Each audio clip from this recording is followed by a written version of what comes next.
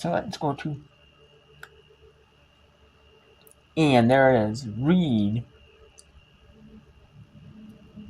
Oh, wait, let's see, there's Reed. Oh, no,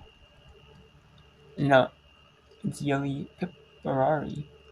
Takes it to 5-4 in court 6.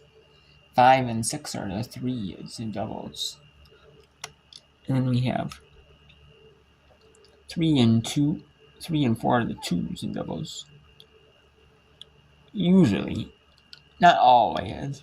Sometimes you're better. Some players are better at doubles, or better doubles play. Or singles. You know? Some are better at singles. Some are more suited for singles, you know? It's just kind of being strategic, you know? Like, what fits your skill sets, you know? So let's go to the announcers. Alex Ruskin and Chris Heliors. I'm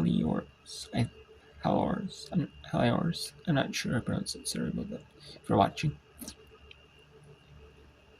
this, which I don't think you are. I don't know if you'll find this ever, but you. Sorry about that.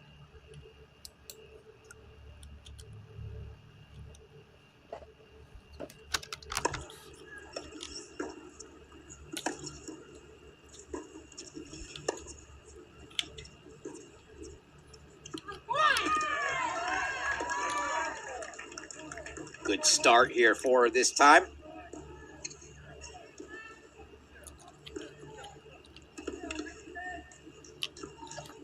And this one is also the feed before I let it go. Back to the announcers. This is the feed where this is not like the individual court feeds. You can watch, if you want to watch an individual court, like court 1, court 2, court 3, court 4, court 5, court 6. If you want to watch an individual court, you can go ahead and watch an individual court. But this feed right here is the main feed where they'll focus on like the court 1, court 2, court 3, court 4. They'll go down each court, give each court a little love in the beginning, and then when it gets more into like first set, hey, you can see who's taking the momentum in the first sets, which team's taking the momentum in the second sets, see the match points, see the set points, see key break points, so you can see some key deciding points and stuff like that throughout all the matches, and like single box, and you can see double box, triple boxes. So, yeah, they might have a main match, and they might have two side matches on the side that are smaller, and one big feature match. So, it's kind of nice, to see that. Because if I miss a court, if I'm focused on one court, I might just watch one court, I'm not going to focus on, like, really the other courts, as much, So, unless they have, like, a scoreboard on, then I might go back and flip, but I kind of like it when they do the flipping for you, I kind of like that, I kind of like watching all the matches at once, it'd be like golf. Like the individual golf, like the stroke play golf championships, or like the golf, when they show golf on TV. They have the main feed where they go back and forth between all the competitors. Showing big highlight shots from competitors, or big name players, or something like that. Like in like pro golf, or college golf, even when they do the tournaments, championships. Sometimes they only do certain holes. Sometimes if they do every single hole, like they go for like the NCAAs, which is a golf channel. You're in the production of that NBC Golf Channel. So. Tennessee fans, you can. I mean, they're spin-off, but it's a spin-off, but I don't believe NBC has that anymore. It's like their spin-off company or another separate entity about that. Have thoroughly owned this last hour of play. The Aggies Can they put on the finishing touches?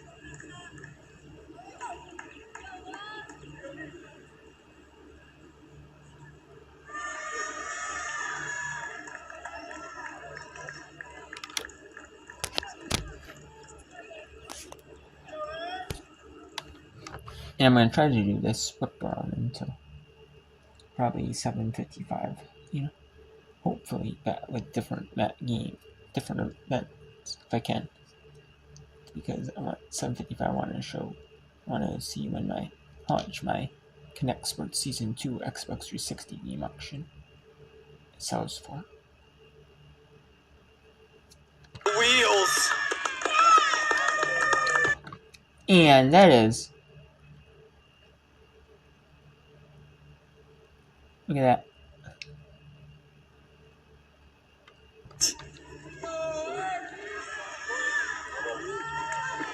What a shot The right post there point. for Suarez. And how they score it, if you're new to college tennis, they do it where the 3 doubles matches are best 2 out of 3 have to win 2 doubles matches to get the point out of the 3 doubles matches. They're 1 set piece. They're not scored individually, you know. And then they have 2 singles matches. You have all 6 singles matches are individually scored. They're all individually scored. And then if you win the doubles point, you only have to win 3 singles matches. If you lose the doubles point, you have to win 4 singles matches.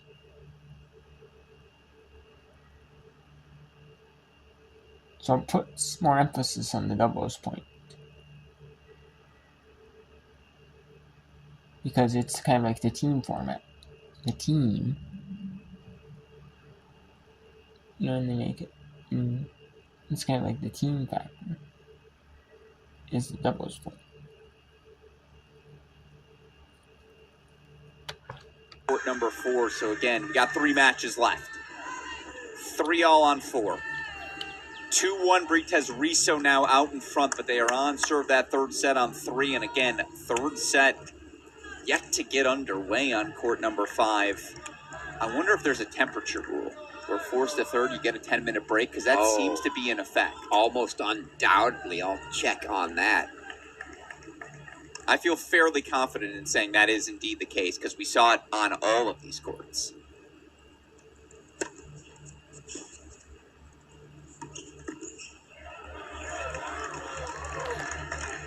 It looks pleasant on your screen.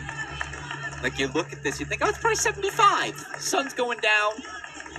It's a mid-May evening. No. First number still a 9. 3 hours, 12 minutes into this one, that heat will be bearing down upon these players. Who's got any juice left in the tank? And now let's go to they got the heptathlon shot put. I'll show them highlights from heptathlon shot put. In the 200 in the heptathlon, which is the women do the heptathlon, which is like the shot put, like 200 meter, you know, like field events and running events mixed. They do running like 200, like they do like running events. They don't do like the full-on sprints, but do like 100 meters, 200 meters, like 400 meters, like small like stuff like that.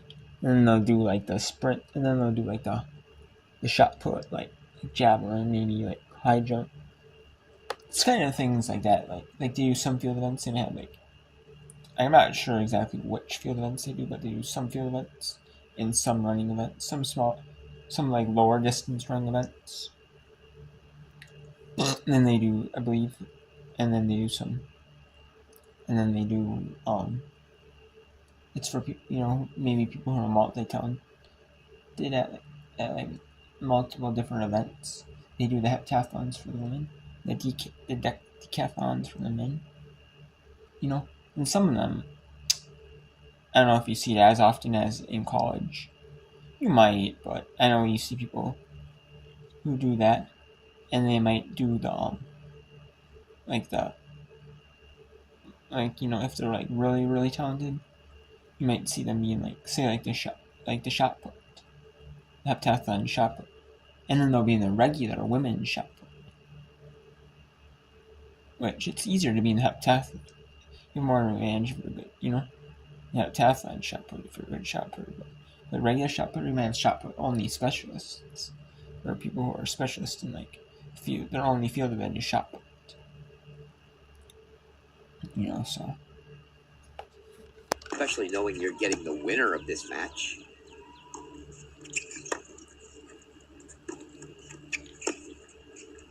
Normally I'd agree with you, but on a day this hot, I think I'd still be like, I'm good. I'll watch the replay tomorrow. They got play side, right?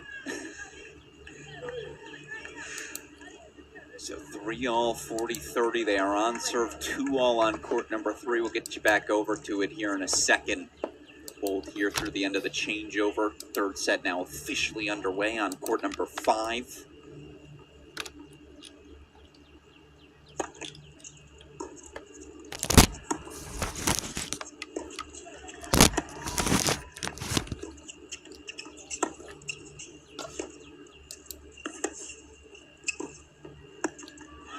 Wow! I too thought that was sailing. I thought it was just going wide. And Ja, great ball.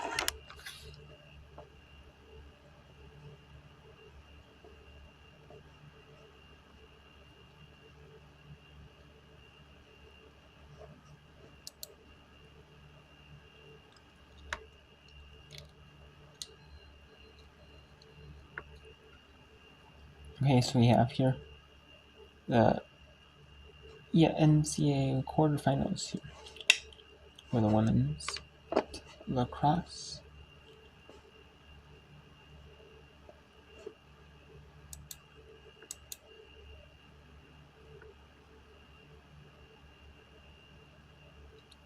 We have it being 7-1 here.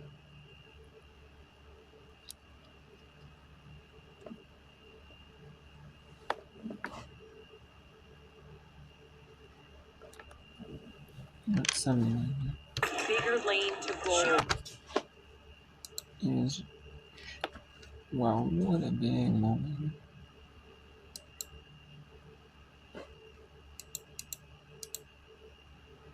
Okay, so let's move over to the American 10,000 meter women's event. We'll have 14 laps remaining here in the 10,000 meters. And Kim Otai, we saw her make this move. And the only time I ever watched like track and field, I'm gonna be honest with you, or not for men's. Usually I don't watch on men's sports. I do watch the men's outdoor track and field championships. So, if it's mixed in the conference event, like the NCAAs, they have a separate day. Just women's, a separate event, just men's events. So, but if it's mixed in, like sometimes it might be mixed in like the Olympics or like the world, like the Olympic qualifying events, or like conference events, conference indoor, outdoor track and field meets. Then I'll watch it. But would like to run this 10,000 meters. It's about 15 or 20 degrees warmer than they would ideally like to run it. When you start running, you're talking about 78 degrees. It is a little bit humid and it's a little bit windy. When you're going around the oval 25 times, that's a lot of pressure on you. That's a lot of heat. You can see that there's some water stations. Some of the athletes usually will take it early on. They typically don't like to take it later on in the race, especially not that front pack. Otai with a quick look over her shoulder right there. I think she's surprised that no one has tried to join her on this move. And I'm actually surprised too. But again, it goes back to the strategy of the pace. You'll see that that pack will start coming back to her as it's going, because she's not running that fast right now. I mean, she's running, 85s or so, which is not crazy fast.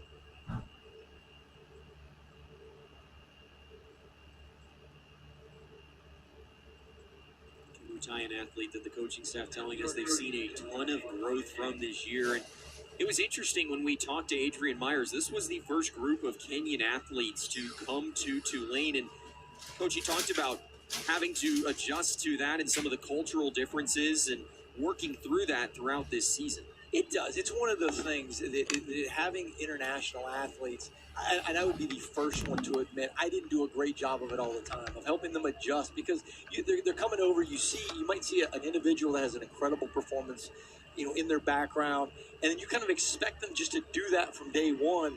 And that's hard because it's a transition. You're talking about somebody coming from a completely different part of the world, different culture, different thought processes, different ways to live, different food.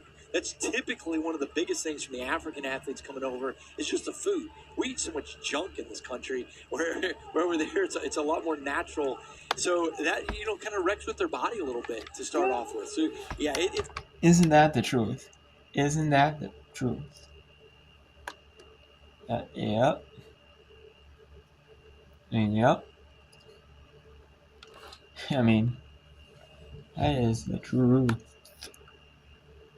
I mean, I don't want to get into that too much, but man, right now, ain't that the truth? Because, look, yeah, we have so much ultra-processed junk food in this country.